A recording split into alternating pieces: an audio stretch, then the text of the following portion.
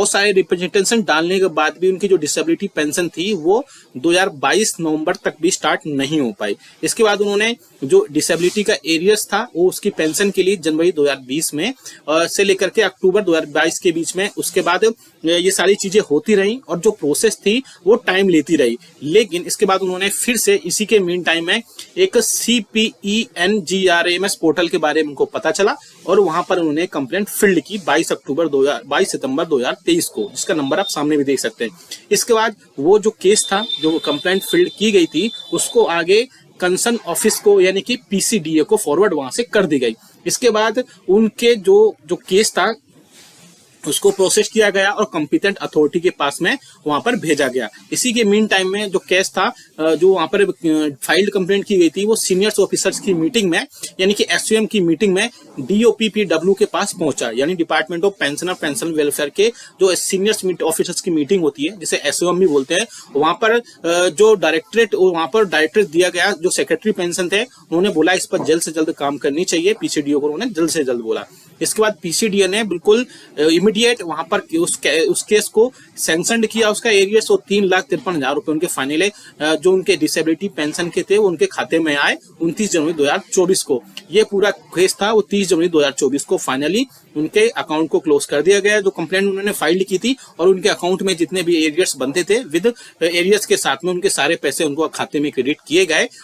तो फिर मैं आपको बता दूं, अगर आप अवेयर हैं, अगर आप जागरूक हैं और आप कंप्लेंट वगैरह करना जानते हैं, आप सारी चीजें ऐड करना जानते हैं, तो आपको आपकी जो पेंशनरी बेनिफिट है, चाहे वो एरियर्स हो पेंशन का, डिसेबिलिटी एरियर्स हो, डिसेबिलिटी पेंशन हो, या आप किसी भी टाइप की कोई पेंशन बेनिफिट से रिलेटेड चीजें हो, वो आपको जरूर वहां पर मिलेंगी। अगर आप भी चाहते हैं कि कंप्लेंट कहाँ और कैसे करनी होती है, क्या उसका प्रोसीजर होता है, तो हम उस पर एक डिटेल्ड वीडियो बना देंगे। आप बस कमेंट बॉक्स में यस लिख दीजिएगा। अगर उसमें 50 कमेंट भी आ जाएंगे, यानी 50 कमेंट्स भी आ जाएंगे यस के, तो मैं नेक्स्ट वीडियो उसको लेकर के आ जाऊंगा और पूरा मैं कंप्लेंट स्टेप बाय स्टेप बताऊंगा कि आपको कैसे से उसमें रजिस्टर्ड करना है, कैसे साइन अप करना है, क्या क्या चीजें फिल करनी है और कैसे उस प्रोसेस को फॉलो करना है। साथ ही साथ उस प्रोसेस को फॉलो करने के बाद क्या क्या स्टेप्स को, जरूरी चीजों का ध्यान रखना है। तो ये बड़ी चीजें हैं जो आपको कंप्लेंट करने के बाद ध्यान रखनी होती है। और आपके रियल में आप उस पेंशन के हकदार हैं, तो आपको वो पेंशन और उसके जो एरियर्स होते हैं वो जल्द से जल्द वहां पर प्रोवाइड कराए जाते हैं। तो ऐसे में पेंशन के लिए बहुत बड़ी सहूलियत है कि CPENGRAMS पर कंप्लेंट कर सकते हैं पोर्टल पर,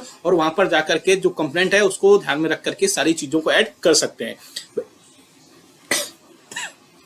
जैसे हम बात कर सकते हैं फिर से जो बजट सेशन होने वाला है, बजट सेशन को लेकर के फिर से चर्चाएं गर्म है और चर्चाओं में ये सारी चीजें होने वाली हैं कि क्या फिर से 18 मंथ्स के DA और DR के एरियर्स आपको मिलने वाला है, क्या एडिशनल पेंशन 5, 10, 15% इन सबका जो बजट है वो सेपरेट डिसाइड होने वाला है। इस बार ये सब चीजें बजट अलॉट होने वाला है। आगे आके दिनों में बहुत ज्यादा चीजें इसमें क्लियर हो पाएंगी। ये वीडियो अच्छा लगा तो लाइक करिएगा, शेयर सभी के साथ करिएगा। ऐसी न्यूज इन्फॉर्मेशन अपडेट्स के लिए चैनल को भी फ्री में सब्सक्राइब कर लेगा। मिलते हैं आपको नेक्स्ट वीडियो में। Thank you so much. Welcome है आपका हमारे YouTube चैनल में। Pensioners, family pensioners as well as कर्मचारियों के लिए बड़ी खबरें लेकर आया हूं सामने, जैसा कि आप स्क्रीन पर देख पा रहे हैं। साथ ही साथ इसमें बड़ी खबरों के अलावा आपके जो प्रीवियस कमेंट्स थे उनको भी लिया जाएगा, जिनमें आपकी जो भी प्रॉब्लम्स होंगी, जो भी समस्याएं होंगी, उनको इस वीडियो के जरिए इस सारी समस्याओं का समाधान भी यहाँ पर किया जाएगा। पहली बड़ी खबर आ रही है जून मंथ की पेंशन क्रेडिट को लेकर के। साथ ही साथ नोशनल इंक्रीमेंट 1 जुलाई और 1 जनवरी पर बड़ी खबर देने वाला हूँ। साथ ही साथ आप फॉर्म 16 डाउनलोड पर भी एक बड़ा जो है अपडेट आया है, वो भी मैं देने वाला हूँ। चौथी खबर है आपके कि जुलाई में आपके बेसिक में 3% का इंक्रीमेंट होने वाला है। कैसे होगा वो बताऊंगा। साथ ही साथ पांचवी जो बड़ी खबर है वो फैमिली पेंशन में बढ़ोतरी को लेकर के, फैमिली पेंशन पर एक बड़ी अपडेट में दूंगा, इसलिए पूरे वीडियो को लास्ट तक देखिएगा। और अगर चैनल पर पहली बार आए, मैं अपने व्यूअर्स से एक अपील करना चाहूंगा, हमारे चैनल को प्लीज सब्सक्राइब जरूर करिएगा। हम बहुत ही इन्फॉर्मेशन, अच्छी इन्फॉर्मेशन और अपडेशन के साथ इन्फॉर्मेशन देते हैं। चैनल को फ्री में सब्सक्राइब जरूर करिएगा, सब्सक्राइब के ब्लैक बटन को प्रेस करके। साथ ही साथ आप हमारे वीडियोस की लेटेस्ट इन्फॉर्मेशन के लिए आपको घंटे के निशान को यानी कि बेल आइकन को प्रेस जरूर करना है, बेल आइकन को जरूर दबाना है, तभी आपके पास हमारी वीडियोस की लेटेस्ट इंफॉर्मेशन, लेटेस्ट अपडेट्स आप तक आ पाएंगी और आप हमारे वीडियोस को आगे इसी तरीके से आगे भी वॉच कर पाएंगे। चलिए सीधा लेकर चलते हैं। और इसके अलावा एक और हम बात इंफॉर्मेशन दे दें आपको, अगर आपकी पेंशन या पेंशन बेनिफिट से रिलेटेड कोई अगर प्रॉब्लम्स हैं तो आप हमें कमेंट बॉक्स में कमेंट करिएगा, हम नेक्स्ट वीडियो में उसको लेने की कोशिश करेंगे और आपका जो भी प्रॉब्लम्स होगी वहां पर सॉल्व करने की पूरी कोशिश की जाएगी। चलिए सीधा लेके चलते हैं पहली बड़ी खबर पर जून मंथ की पेंशन आपके खातों में क्रेडिट हो चुकी है, तो आप हमें सबसे पहले कमेंट करके बताएगा कि आपकी जून मंथ की क्या पेंशन खातों में आ गई है। अगर नहीं आई है तो आप अपना बैंक स्टेटमेंट, या मैसेज कई बार नहीं आते हैं तो आप बैंक स्टेटमेंट चेक करिएगा, या ऑनलाइन देख सकते हैं तो ऑनलाइन जरूर चेक करिएगा कि आपकी इस मंथ की आपकी पेंशन खातों में क्रेडिट हुई है या नहीं हुई है, क्योंकि बहुत सारे मैक्सिमम पेंशनर्स की खातों में आ चुकी है। तो आप हमें कमेंट करके बताएगा कि आपकी इस मंथ की पेंशन आपके खातों में आई है या फिर नहीं आई है। अगर नहीं आई है तो वो भी हम बताएंगे क्यों नहीं आई है और क्या रीजंस उसके हो सकते हैं। अब बात करते हैं दूसरा बड़ा नोशनल इंक्रीमेंट को लेकर के। तो नोशनल इंक्रीमेंट मैं अपने प्रीवियस वीडियोस में भी कई बार बता चुका हूं, लेकिन बहुत सारे पेंशनर्स और फैमिली पेंशनर्स ऐसे होते हैं जिनको इसके बारे में जानकारी नहीं होती है और उनका एक इंक्रीमेंट का लॉस उठाना पड़ता है।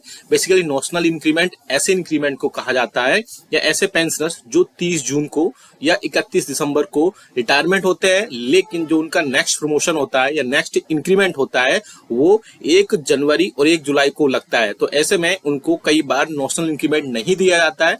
तो जब नोशनल इंक्रीमेंट 1 जनवरी और 1 जुलाई को दिया जाता है ऐसे पेंशनर्स को जो रिस्पेक्टिवली 30 जून और 31 दिसंबर को जो रिटायरमेंट होते हैं वहां पर उनको नेक्स्ट इंक्रीमेंट दे दिया जाता है, और उसके बेसिस पर ही उनके जो पेंशनरी अदर बेनिफिट्स हैं, चाहे वो ग्रेच्युटी हो, चाहे वो डीआर हो, चाहे वो उनकी बेसिक हो, क्योंकि बेसिक भी बढ़ती है 3%, तो उसके बेसिस पर सारे जो पेंशनरी बेनिफिट्स हैं वो पेंशनर्स को दिए जाते हैं। तो अगर आप भी 30 जून को रिटायरमेंट हुए हैं या 31 दिसंबर को रिटायरमेंट हुए हैं तो आप अपने डिपार्टमेंट को या अपने ऑफिस को कहिए कि आप उनका नोशनल इंक्रीमेंट लगाएं और उनको एक एक्स्ट्रा बड़ा हुआ इंक्रीमेंट को प्रोवाइड करें। अगर आप ये सब कार्रवाई कैसे करनी है डिटेल में, नोशनल इंक्रीमेंट कैसे लगवाना है, क्या एप्लीकेशन लिखनी है, कौन सा फॉर्म फिल करना है, अगर वो आप चाहते हैं तो कमेंट बॉक्स में यस लिखिएगा।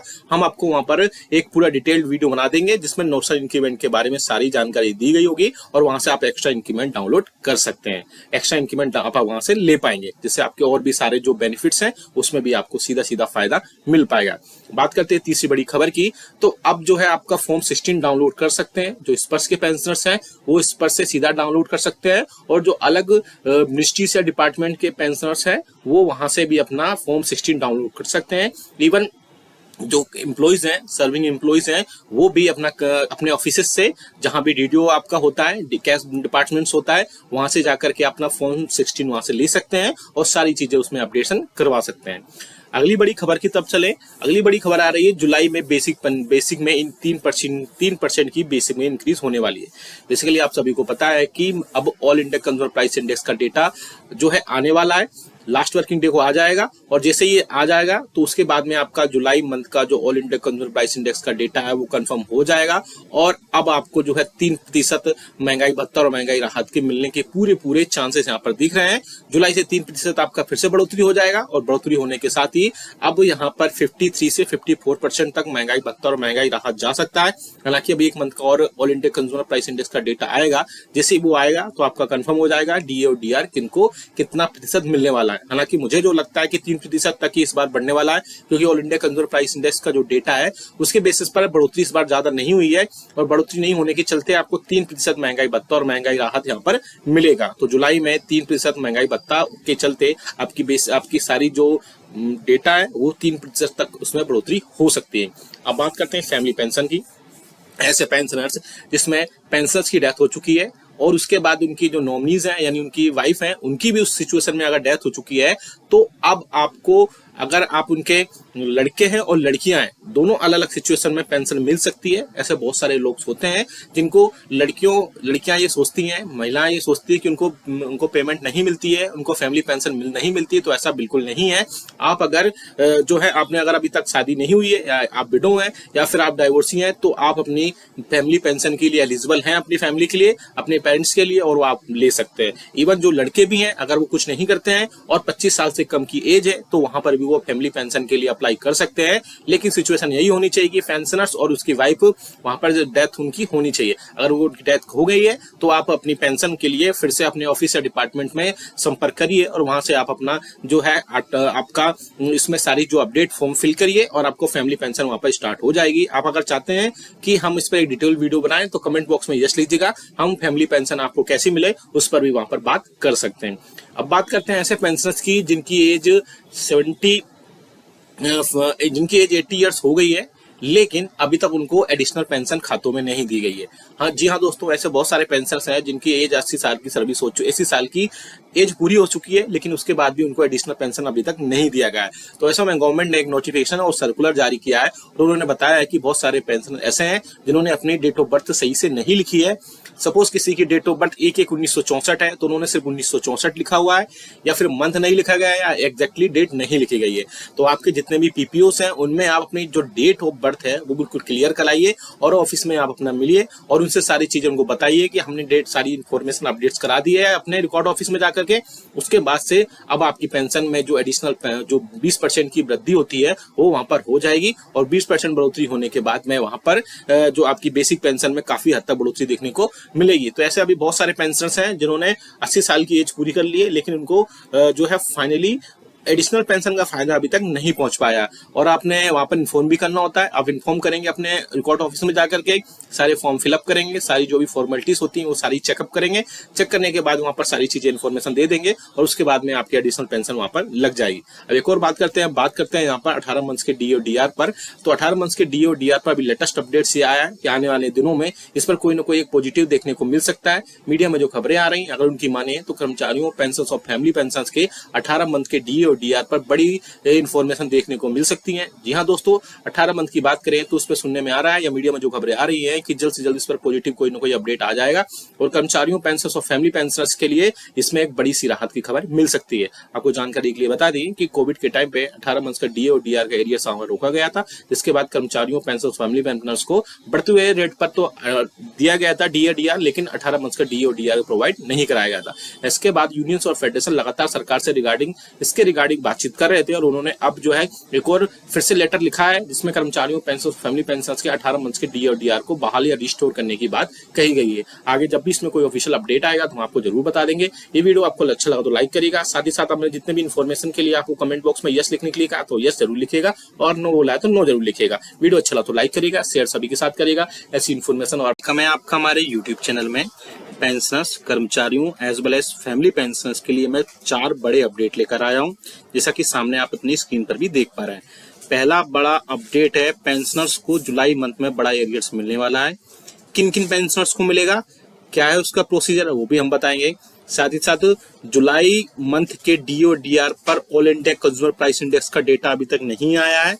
मई मंथ का, जून मंथ का, उस पर क्या फर्क पड़ेगा, क्या 53% डी और डी आर होने के बाद डी और डी आर मर्ज होगा 50% होने के बाद।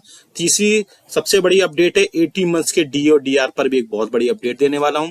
साथ ही साथ एक फोर्थ बड़ी अपडेट होगी वो सीजीएचएस कार्ड होल्डर्स हैं या सीजीएचएस के जो बेनिफिशियरीज हैं उसे लेकर के भी एक बड़ी अपडेट देने वाला हूं। चारों खबरें बहुत ही इंपॉर्टेंट हैं, पूरी वीडियोस को इसलिए लास्ट तक देखिएगा। हो सकता है थोड़ा सा वीडियो लॉन्ग हो जाए लेकिन आपके लिए इसमें बहुत सारी इन्फॉर्मेशन और अपडेट्स, बहुत ही ज्यादा जानकारी मिलेगा जिसका डायरेक्टली असर आपकी पेंशन, सैलरी और पेंशन फैमिली पर पड़ेगा।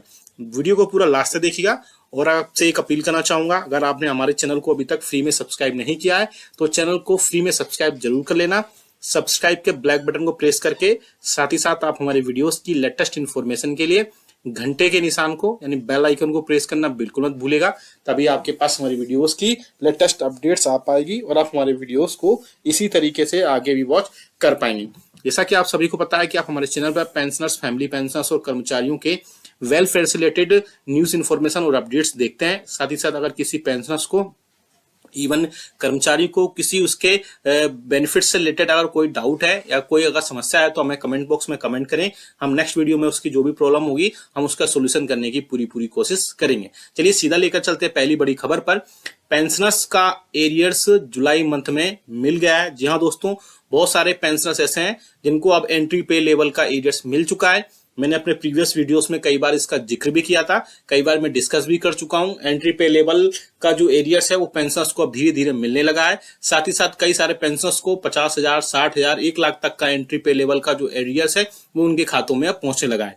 मैंने अपने प्रीवियस वीडियोस में मैंने बताया था कि आपको एंट्री पे लेवल का एरियर्स कैसे लेना है, किस सर्कुलर का यूज करना है, साथ ही साथ क्या क्या सपोर्टेड डॉक्यूमेंट्स आपको लगाने हैं, जिसके बाद आपको एंट्री पे लेवल का एरियर्स मिल जाएगा। उसके बाद पेंशनर से वैसा ही किया और उनको काफी हद तक अब एंट्री पे लेवल का जो एरियर्स था वो मिलना स्टार्ट हो गया है। अगर आप भी चाहते हैं कि डिटेल में हम आपको बताएं या आप प्रीवियस वीडियोस देखना चाहते हैं तो हम नेक्स्ट वीडियो में थोड़ा सा डिस्कस कर देंगे और आपको बता देंगे कि आपको एंट्री पे लेवल का एरियर्स आपको कैसे लेना है और क्या क्या चीजें उसमें अपडेट्स होंगी।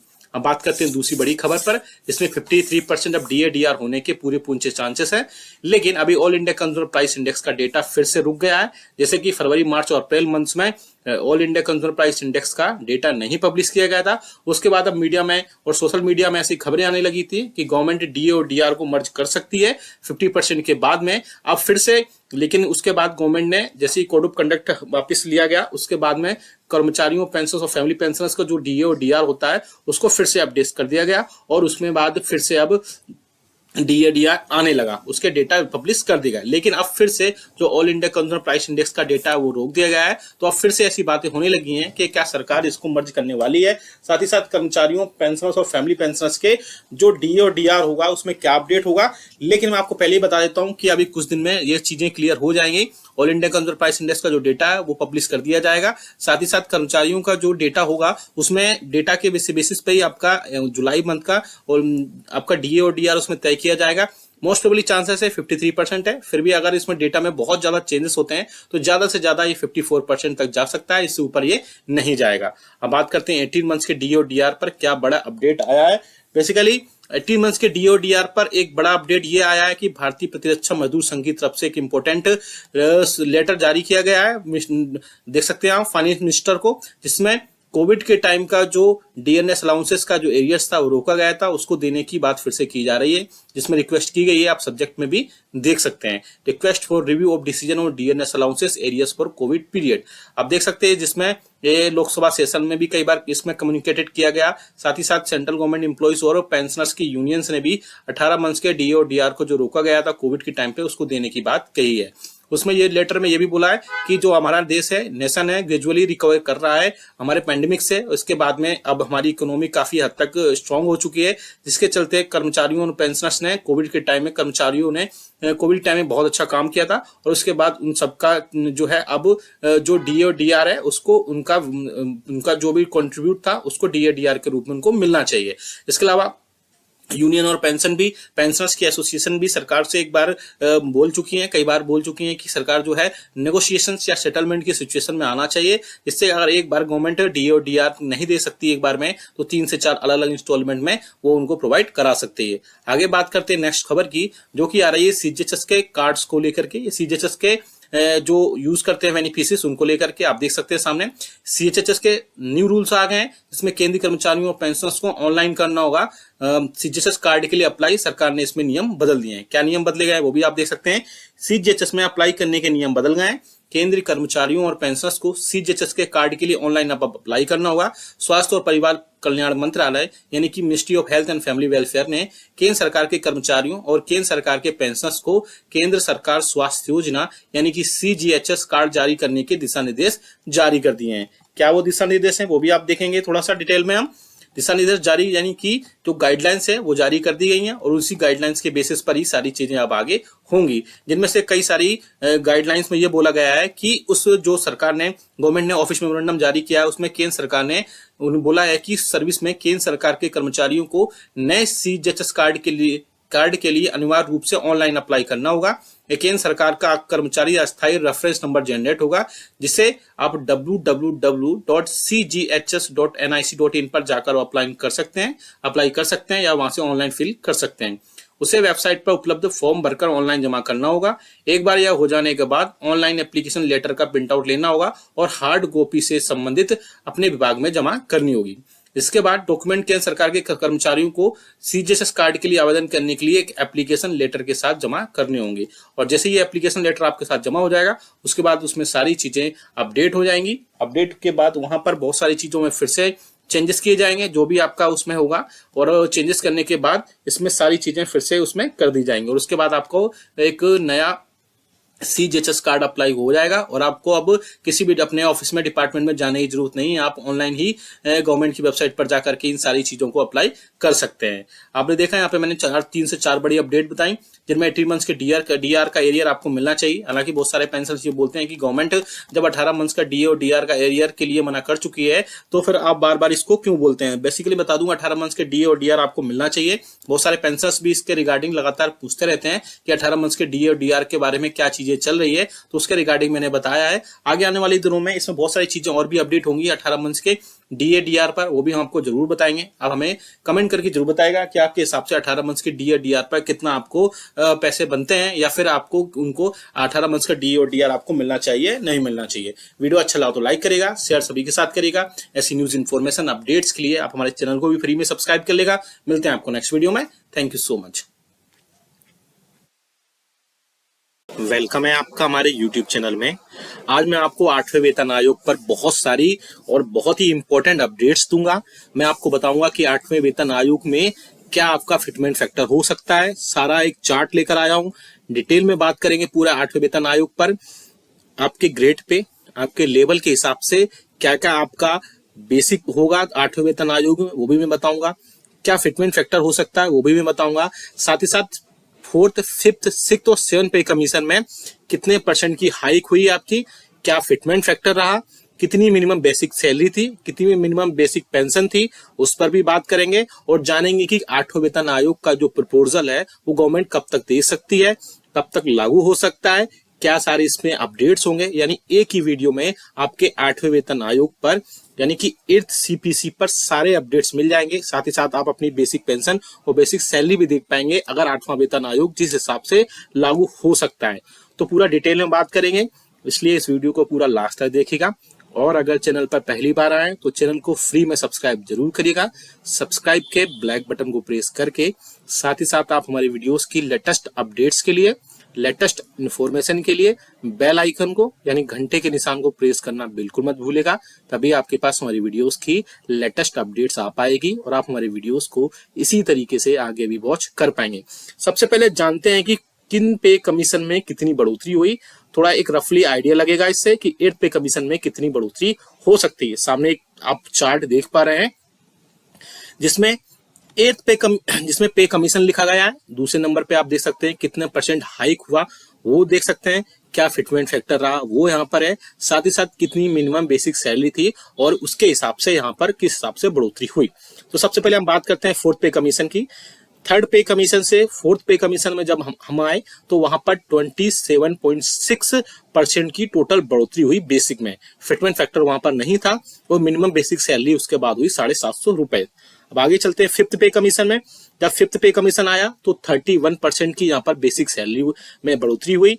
फिटमेंट फैक्टर यहाँ भी नहीं था और बेसिक सैलरी 750 रुपए से बढ़ करके 2550 रुपए यहाँ पर हुई। अब बात करते हैं 6th पे कमीशन की। इसमें बढ़ोतरी हुई 54% की और यहां से अब फिटमेंट फैक्टर इंट्रोड्यूस हुआ, यानी कि 2250 रुपए में 1.876 का मल्टीप्लाई करने के बाद रफली 7000 रुपए यहां पर आए।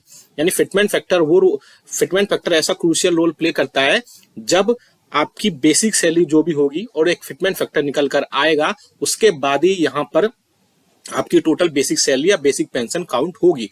सपोज करिए नेक्स्ट की बात करते हैं हम, यानी कि 7th पे कमीशन में 14.29% की बढ़ोतरी हुई और फिटमेंट फैक्टर अभी आपका जो प्रेजेंट में है वो 2.57 है। और बेसिक सैलरी की बात करें तो आपकी बेसिक सैलरी 18,000 रुपए और आपकी बेसिक जो पेंशन है वो 9,000 रुपए। और वो आती कैसे है, आपका जो भी प्रीवियस में 7,000 आपकी पे कमीशन में था और उसमें 2.57 का मल्टीप्लाई जब किया गया तो आप देख सकते हैं कि रफली एग्जैक्ट 18,000 नहीं आते हैं, रफली 18,000 रुपए आए, 17,500 आए तो उसको 18,000 रुपए बेसिक बनाएगा।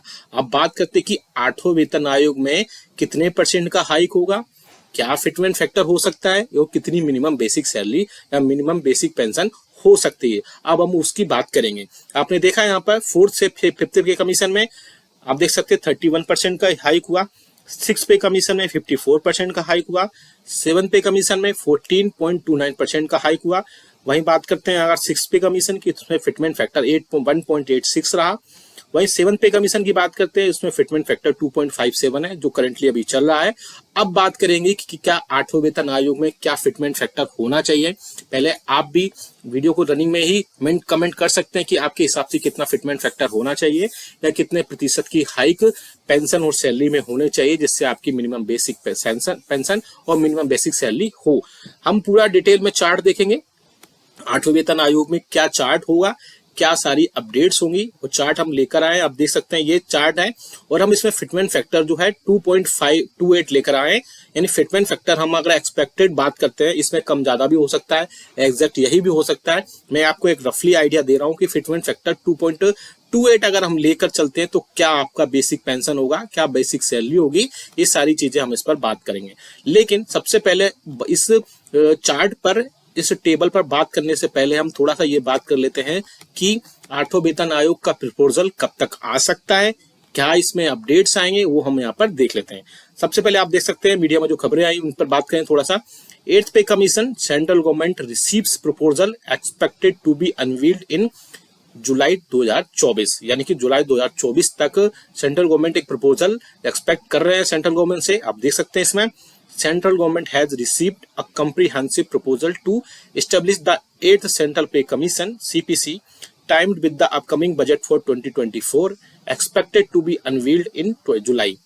The proposal aims to review and revise the basic pay, allowances, pensions and other benefits for central government employees and pensioners. यानी कि जुलाई में जो बजट सेशन है, जो आने वाला बजट सेशन है, उसमें इस पर बात हो सकती है। आगे आप देख सकते हैं urgent call for the 8th pay commission. Mister Shiv Gopal Mishra, secretary of the national council staff side of joint consultative machinery यानी JCM for central government employees has urged the government to prioritise the formation of 8th CPC.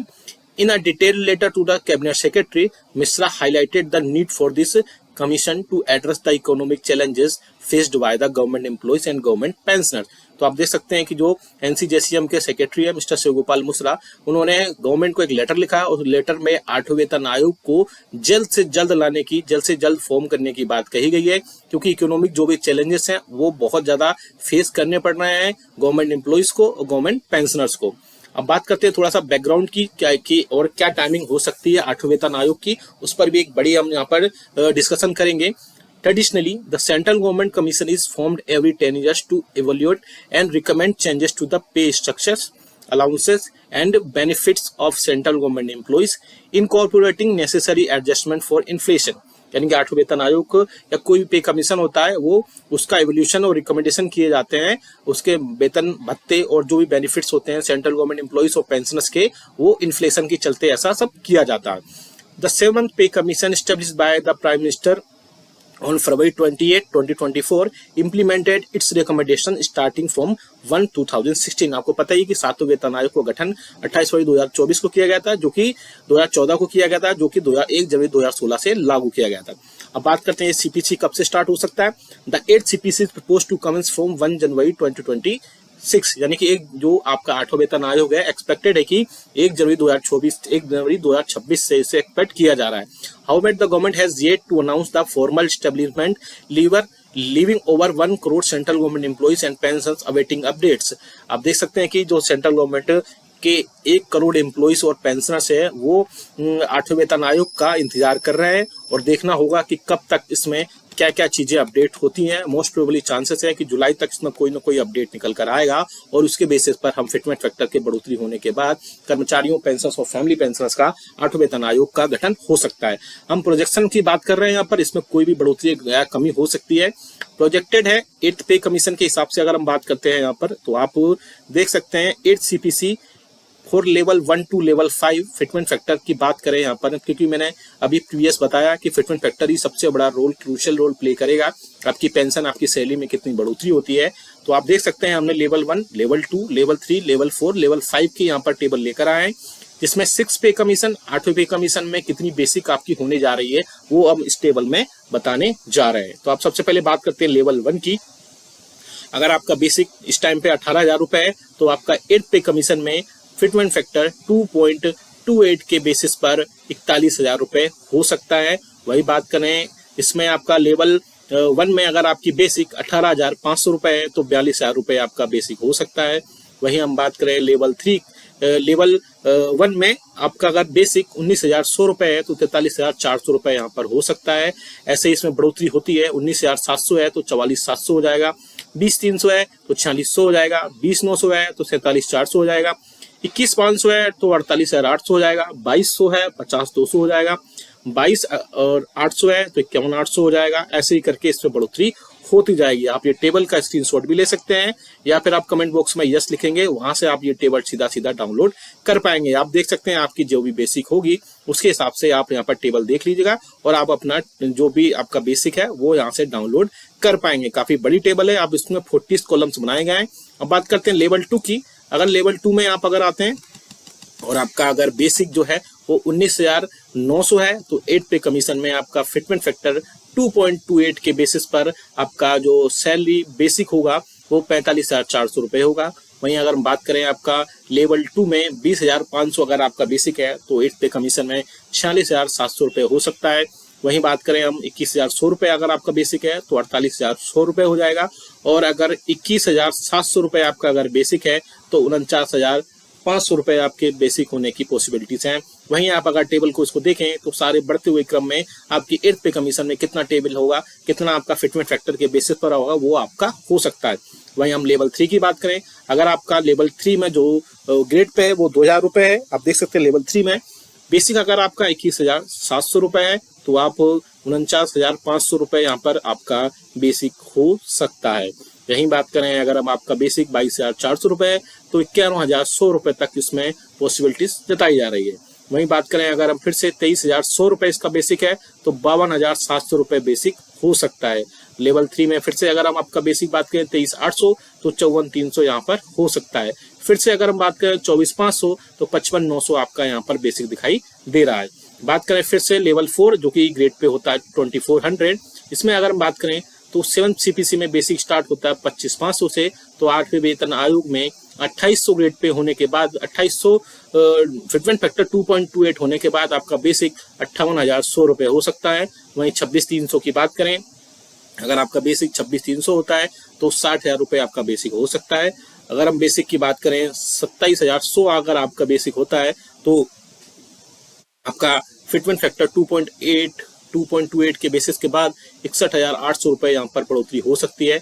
वहीं अगर 4th की बात करें, अगर आपका basic 27,900 रुपए है तो इसमें 63,600 रुपए, और अगर आपका बेसिक 28,700 रुपए है तो 65,400 रुपए आपकी बेसिक होने की पूरी पॉसिबिलिटीज बताई जा रही है। अगर हम लेवल 5 की बात करें जिसका ग्रेड पे 2800 होता है, अगर 7 CPC में स्टार्टिंग लेवल 5 में 7 CPC है 29,200 होने के बाद 66,600 रुपए यहाँ पर हो सकता है। वहीं अगर 30,100 है आपका बेसिक तो 68,600 रुपए हो सकता है, और 31,100 रुपए है तो 70,700 रुपए हो सकते हैं। 31,900 रुपए अगर आपके बेसिक है तो 72,700 रुपए हो सकता है। 32,900 बेसिक है तो आपका 75,000 टोटल बेसिक हो सकता है। और वहीं बात करें 33,900 अगर आपका बेसिक है तो 77,300 रुपए आपका बेसिक होने की यहाँ पर 8वें वेतन आयोग में पॉसिबिलिटीज जताई जा रही है। ये बहुत अच्छी टेबल है। फिटमेंट फैक्टर ये 2.28 के बेसिस पर है, और अगर फिटमेंट फैक्टर बदलता है तो आपकी बेसिक पे भी बदल सकती है, लेकिन एक्सपेक्टेड है कि अगर 2 तक या 2.57 तक भी अगर इसमें बढ़ोतरी होती है तो पेंशन काफी बढ़ोतरी हो जाएगी। इसमें काफी ज्यादा बढ़ोतरी होने की बात कही जा रही है, लेकिन 8वें वेतन आयोग में देखना होगा कि क्या फिटमेंट फैक्टर रहता है।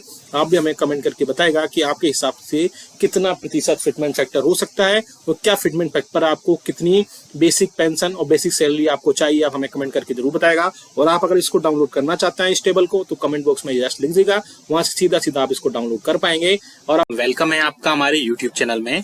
पेंशनर्स, फैमिली पेंशनर्स और कर्मचारियों के लिए उनके फिक्स्ड मेडिकल अलाउंसेस, साथ ही साथ पेंशनर्स के और फैमिली पेंशनर्स के उनकी पेंशन में एरियर्स को लेकर के बहुत बड़ा अपडेट देने वाला हूं।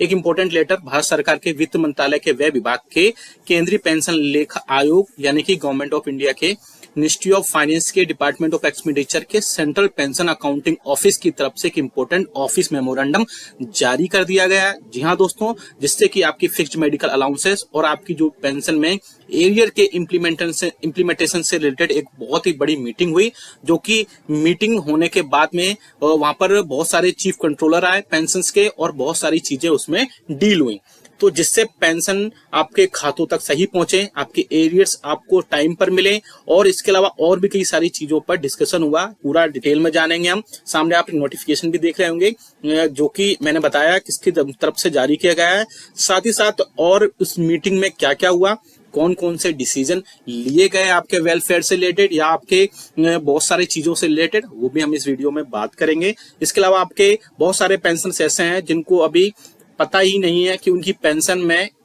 बहुत सारे एरियर्स जुड़ने होते हैं या बहुत सारे एरियर्स उनको मिलने होते हैं, तो उसी के रिगार्डिंग हम बात करेंगे कि वो कौन कौन से अपने सारे डॉक्यूमेंटेशन करके अपना एरियर्स ले सकते हैं और कौन कौन से पेंशन के एरियर्स के अलावा फिक्स्ड मेडिकल अलाउंसेस पर भी बहुत सारी चीजें हो सकती हैं। एक बड़ी वर्चुअल मीटिंग हुई जिसमें कई सारे लोग इकट्ठा हुए और उसमें एक मीटिंग जो ही वो चीफ कंट्रोलर हैं पेंशन डिपार्टमेंट्स के चेयरपर्सन के रूप में उनको लिया गया, और उस मीटिंग में कई सारी चीजों पर बात की गई, जिसमें पेंशन के जो एरियर्स हैं जो पीएओ की तरफ से सीपीएओ लेवल पर जारी किए जाते हैं, उन सब पर भी वहां पर बात हुई, जो कि आप नोटिफिकेशन सामने देख सकते हैं। पूरा डिटेल में जानेंगे, वीडियो थोड़ा बड़ा हो जाएगा लेकिन आप पूरा डिटेल में जानेगा, सारी चीजें डिटेल में जानेंगे। बने रहिए आप हमारे चैनल पर। इसी तरीके से आपसे एक अपील करना चाहूंगा कि आप अगर हमारे चैनल अभी तक फ्री में सब्सक्राइब नहीं किया है तो चैनल को फ्री में सब्सक्राइब जरूर कर लीजिए।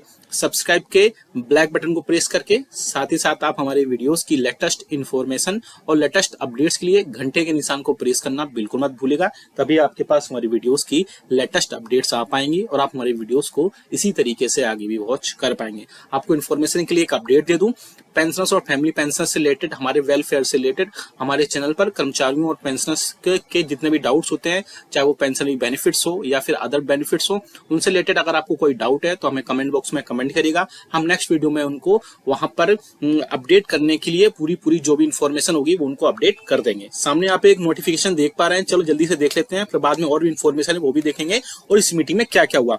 आप देख सकते हैं ऑफिस मेमोरेंडम जारी किया गया है मिनिस्ट्री ऑफ फाइनेंस के डिपार्टमेंट ऑफ एक्सपेंडिचर की तरफ से, जिसमें आप देख सकते हैं सब्जेक्ट में implementation of arrear of pension and fixed medical allowances, यानी आपके फिक्स्ड मेडिकल अलाउंसेस और पेंशन के जो एरियर्स हैं उसके इम्प्लीमेंटेशन को लेकर ये सर्कुलर जारी किया गया है। साथ ही साथ उसमें जो मीटिंग हुई, जो बैठक हुई, उसमें क्या चीजें हुई वो भी हम बताएंगे। आप देख सकते हैं यहाँ पर a virtual meeting on the aforementioned subject was conveyed on under the chairperson of chief controller pension. जैसे कि मैंने आपको बताया कि आपकी जो चेयरपर्सन थे उस मीटिंग में वो चीफ कंट्रोलर थे पेंशन के। इसके अलावा और भी कई सारी चीजें हुई जिसमें इन पर बहुत सारी चीजों पर अपडेशन दिया गया। क्या क्या चीजें हुई वो हम जानेंगे इस वीडियो में। 60 लाख पेंशन धारकों के लिए खुशखबरी, एरियर्स और फिक्स मेडिकल अलाउंसेस को लेकर बड़ा तोहफा जारी। आपको बता दूं कि पेंशन धारकों के ईपीपीएफ में फिक्स्ड मेडिकल अलाउंसेस और एरियर्स का कॉलम ना रहने से उनको समझ में नहीं आता था कि उनको कितना एरियर मिला है, कितना मिलने वाला है। साथ ही साथ उनको यही नहीं पता चलता था कि फिक्स्ड मेडिकल अलाउंसेस या उनके जो एरियर्स हैं उनकी क्या सिचुएशन है, क्या है। इस समस्या को, पेंशन धारकों की इस समस्या को केंद्र सरकार ने अब निजात कर दिया है। इसमें हम बात करेंगे पेंशन धारकों की अब नहीं होगी सुविधा, ईपीपीओ में क्या क्या शामिल किया जाएगा, बैठक में क्या क्या निर्णय लिए गए, इस तारीख तक सिस्टम में बदलाव करना है, यानी किस तारीख तक सारी चीजों से बदलाव करना है। साथ ही साथ मैनुअल जो प्रक्रिया है उससे भी वहां पर एक बड़ी निजात मिलेगी, वो भी हम यहाँ पर देखेंगे। वित्त मंत्रालय के डिपार्टमेंट ऑफ एक्सपेंडिचर के अंतर्गत सीपीएओ के द्वारा 65 लाख पेंशन धारकों के लिए शानदार तोहफा जारी कर दिया गया है। अब पेंशन भोगियों के ईपीपीएफओ में फिक्स मेडिकल अलाउंसेस और एरियर का कॉलम भी जुड़ेगा, जिससे पेंशन और फैमिली पेंशन को बहुत ज्यादा राहत वहां पर मिलेगी। और इसके अलावा अब पेंशन धारकों को नहीं होगी सुविधा, क्या क्या असुविधा नहीं होगी वो भी हम जानेंगे यहाँ पर। इसके माध्यम से पेंशन भोगी अपने फिक्स्ड मेडिकल अलाउंसेस और एरियर की जानकारी कुछ सेकंडों में प्राप्त कर सकते हैं। सीपीएओ द्वारा सभी पेंशन भुगतान करने वाले बैंकों के सीपीसीसी के प्रमुख हेड को आदेश दिया गया है कि वे अपने सिस्टम को इस प्रकार से अपग्रेड कर लें ताकि पेंशन धारकों को किसी भी तरह की सुविधा ना हो। तो आप देख सकते हैं कि आपके लिए जितने भी वहां पर बाकी चीजें होती है उन सब चीजों के लिए सीपीसीसी को एक इम्पोर्टेंट अपडेट दिया गया है। यानी सीपीसीसी हेड यानी आपके पेंशन के हेड्स को सभी एक इंपॉर्टेंट अपडेट दे दिया गया है। इसके तहत उनको बोला गया है कि आपकी जो भी उनके सिस्टम है उसको अपग्रेड किया जाए, साथ ही साथ अपग्रेड करने के बाद वहां पर सारी चीजें पेंशन को बताई जाएं, जिससे पेंशन धारकों को कोई भी सुविधा वहां पर कोई भी असुविधा का वहां ना हो और पेंशन को चंद सेकंड्स में सारी चीजें मिल सके। ईपीपीओ में क्या क्या शामिल किया गया है वो भी आप देख सकते हैं। सीपीएओ ने बताया कि भविष्य में पेंशन धारकों के फिक्स्ड मेडिकल अलाउंसेस और उनके एरियर के जुड़े सभी केस, जो भी कितने भी केस होंगे सारे यानी जो भी इश्यूज होंगे डिजिटली रूप में भेजे जाएंगे। अब पेंशन धारकों के ईपीपीओ में फिक्स मेडिकल अलाउंसेस और एरियर का कॉलम रहेगा, जिससे पेंशन भोगी इन बातों से अवगत रहेंगे।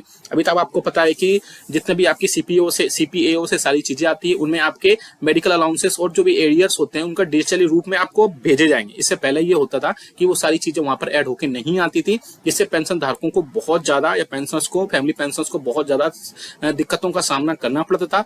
अब ये सारी चीजें नहीं होंगी और फिक्स मेडिकल अलाउंसेस और एरियर्स का कॉलम आ जाएगा, जिससे सारी और इसके अलावा सीपीआईओ आपके जितने भी केस होंगे वो सारी चीजें टैली करेंगे और टैली करने के बाद वहां पर आपको सारी चीजें एक ही साथ वहां पर ली जाएंगी।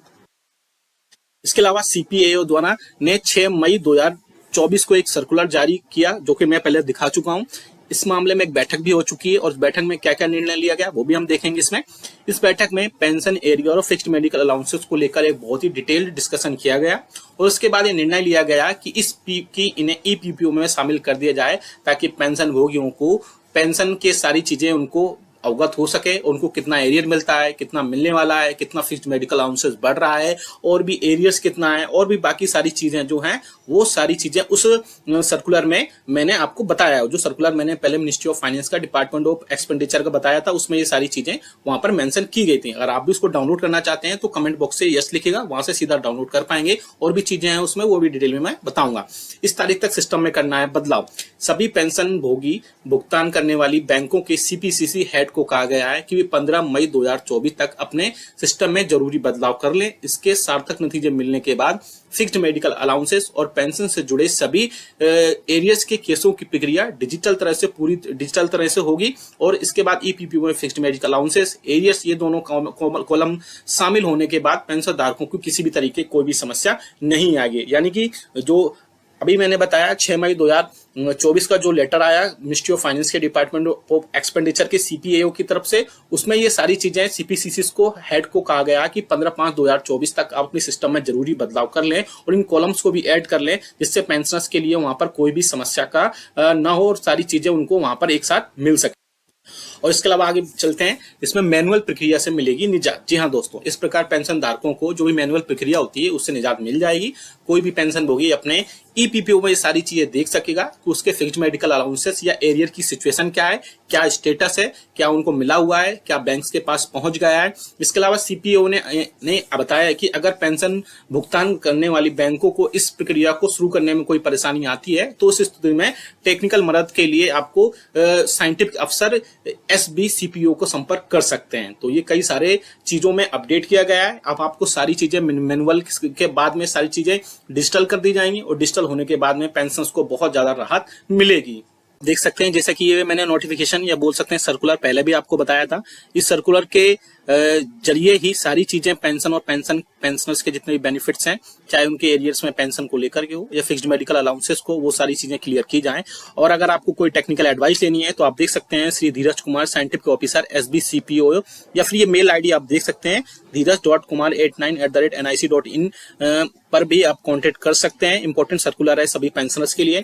इंप्लीमेंटेशन होना चाहिए पेंशन के जितने भी एरियर्स हैं और फिक्स्ड मेडिकल अलाउंसेस है, क्योंकि बहुत सारे पेंशनर्स और फैमिली पेंशनर्स ऐसे होते हैं जिनको इन सब चीजों के बारे में नहीं पता होता है या हाल ही में ही पेंशनर से कर्मचारियों से पेंशन बने होते हैं, तो उनको पीपीओस के बारे में बहुत ज्यादा इन्फॉर्मेशन नहीं होती है।